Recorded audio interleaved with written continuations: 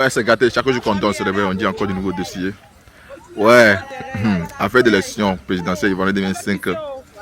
On dit que l'ONU et la CEDEAO ne sont pas d'accord pour le quatrième mandat de Dramane Ouattara. Actuellement, c'est gâté sur Alassane Ouattara. Donc, sans plus tarder, je vous laisse regarder la vidéo par vous-même. Likez, commentez, surtout partager la vidéo maximum qu'on a petit. On est ensemble, ciao. S'est retrouvé membre du RHDP à un moment donné. Je voudrais qu'on écarte Mme Mariette Labou, avec tout le respect que je lui dois. Je voudrais aller un peu plus loin. Prenons M. Jean-Louis Billon. M. Jean-Louis Billon, il dit qu'il est prêt depuis 2 ans. Il a été un élu. Il n'est même pas capable d'avoir des représentants dans tous les bureaux de vote. Il y en a à peu près 12 000, 25 000 bureaux de vote. 25 000. Donc, depuis 15 ans, il n'a pas pu avoir 25 000 citoyens ivoiriens pour pouvoir le représenter. Et pourtant, il a eu tous les parrainages. Hein. Là, et je ne dis plus rien. C'est-à-dire que le mensonge, le deal qu'ils ont tissé avec le pouvoir RADP est en train de les rattraper. Oh, mais je veux répéter pour que ce soit clair. Parce que si je ne le dis pas, j'aurais été malhonnête avec ma conscience. Je ne connais pas les tenants et les aboutissants. Mais les analyses me permettent de dire qu'en dehors d'un deal, au niveau des parrainages, je ne sais pas comment est-ce que, même dans Abidjan, je ne parle même pas de l'intérieur du pays. Cher ami Jacques Roger, je parle d'Abidjan. Les observateurs ont révélé que dans la plupart des bureaux de vote où ils sont passés, aucun des 4 opposants, soi-disant, n'avait de représentants dans les bureaux de vote. Et puis maintenant, quand je prends M. Domelo et Mme Gbagbo, je ne suis pas surpris parce qu'eux-mêmes, leur stratégie nous a surpris. Je veux dire que ce n'est pas le fait qu'ils ne soient pas représentés qui me surprend. Parce que je m'y attendais. Et ils vont dire, oui, mais je n'ai pas été soutenu ni par le président Gbagbo, ni par la CAPSI. Donc, je n'avais pas suffisamment de représentants. Et le frère, comment dirais-je, Domelo va venir dire, je n'ai pas été soutenu par M. Gbagbo, donc je n'ai pas de représentants. Oui, mais parce que vous avez trahi la ligne que nous étions donnée. Je vais répéter. Moi, j'ai travaillé avec un certain nombre de personnalités sur une certaine ligne, à savoir que tant que les conditions ne sont pas réunies pour aller à cette élection présidentielle, nous allons droit dans le mur. Et ça a été répété par celle qui était la porte-parole de la CAPSI, qui le disait en notre nom, nous tous. Depuis 2024, où nous avons été au siège du PDCI-NDA pour signer la première tribune demandant le dialogue à M. Ouattara. On est tous unanimes pour dire que tant que la liste électorale n'a pas été auditée, tant que la CEI n'est pas révisitée, tant que le vote n'est pas inclusif, tant que cette élection, c'est même pas la peine. Mais à quoi s'attendait-il? À quoi s'attendait-il?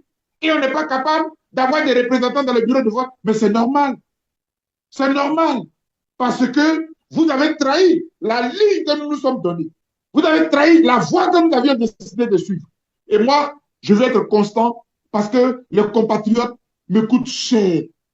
Où qu'ils soient, qui qu'ils soient. C'est pour cela que, avec tout ce qui m'anime, en toute honnêteté, en toute loyauté, je me devais de le dire.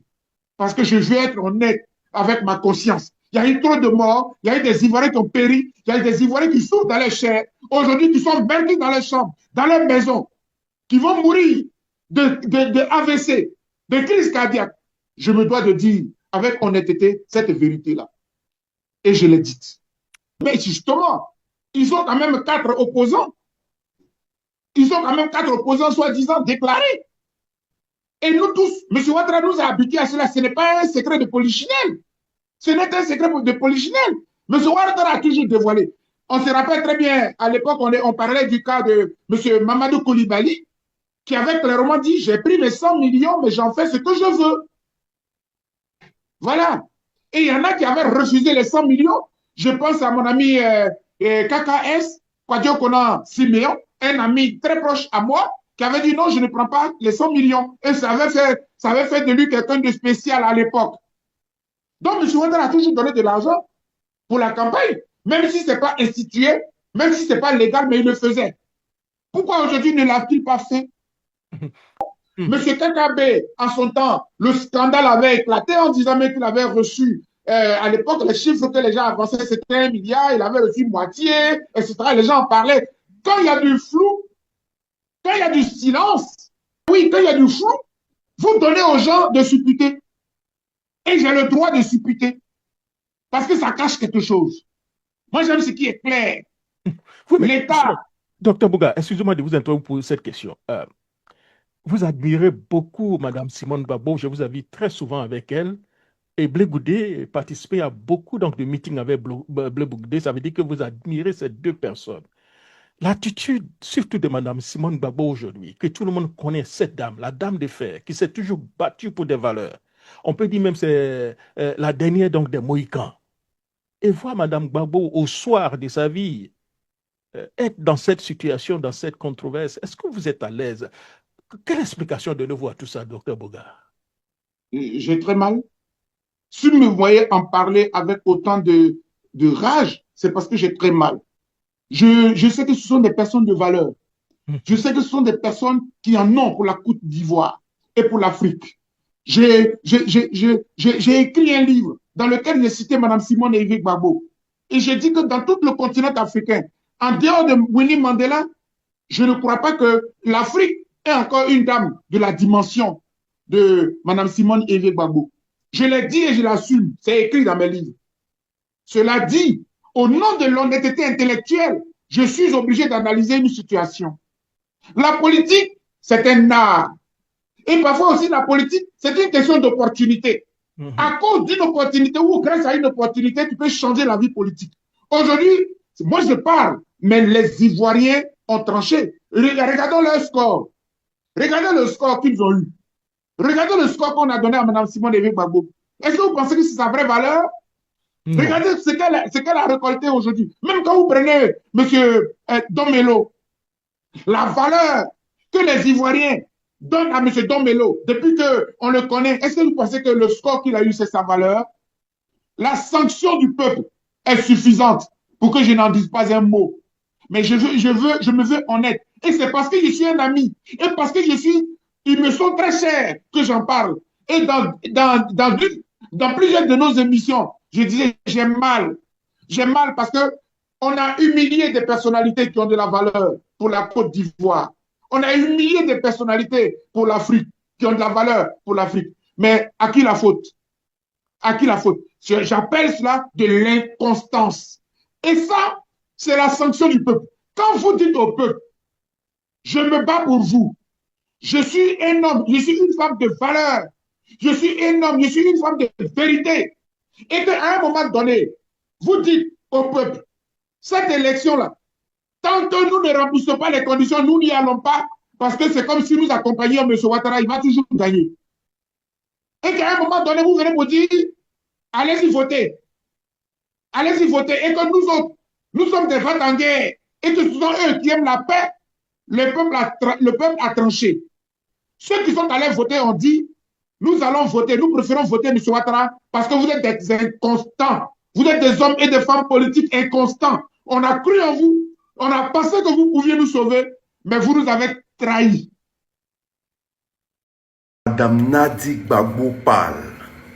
Quand la femme du président Laurent Gbagbo parle, automatiquement on partage la vidéo massivement, c'est très important.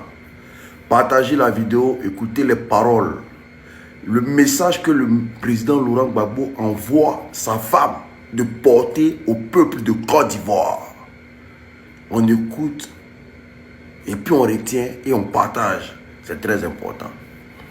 Les papas, les frères, les sœurs, les enfants, au-delà des condoléances que je suis venue présenter au nom du président Laurent Gbagbo et vous apporter sa compassion, son réconfort. Mais la raison qui m'amène aujourd'hui ici pour vous voir, on sait que vous êtes découragés, mais je suis venue vous apporter l'espoir. Mais avant d'avancer, on va écouter ensemble un morceau que moi j'écoute depuis quelques jours. On partage ça et je parle. Est-ce qu'on peut mettre ça?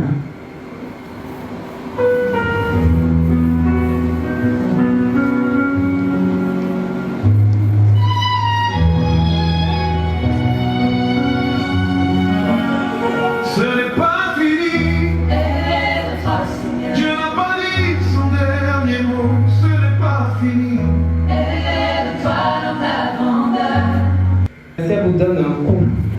donne un coup, s'il vous donne un coup ici, vous dites waouh, tu l'as tapé, hein? Et puis faites ça, vous essuyez, de vous relever, de vous rebattre. Ce n'est pas fini. Ce qui m'emmène ici, ce n'est même pas le message. Parce que Gbagbo, nous tous on sait que Gbagbo c'est un résistant. Mais ce qui m'amène ici, ce n'est même pas le message de Madame Nadi Gbagbo. Mais on va commenter après. Ce qui m'amène ici, c'est cette vidéo d'Hassane Hayek qui insulte tous les Ivoiriens, qui rentre dans le jeu des injures d'Alassane Dramane Ouattara en Côte d'Ivoire. Chers Ivoiriens, on regarde la vidéo d'Hassane Hayek et puis on revient dans une seconde. J'ai dit, matin bonheur, je viens de voir cette vidéo. Ouais, tout babou n'a pas de problème. Wallahi billahi.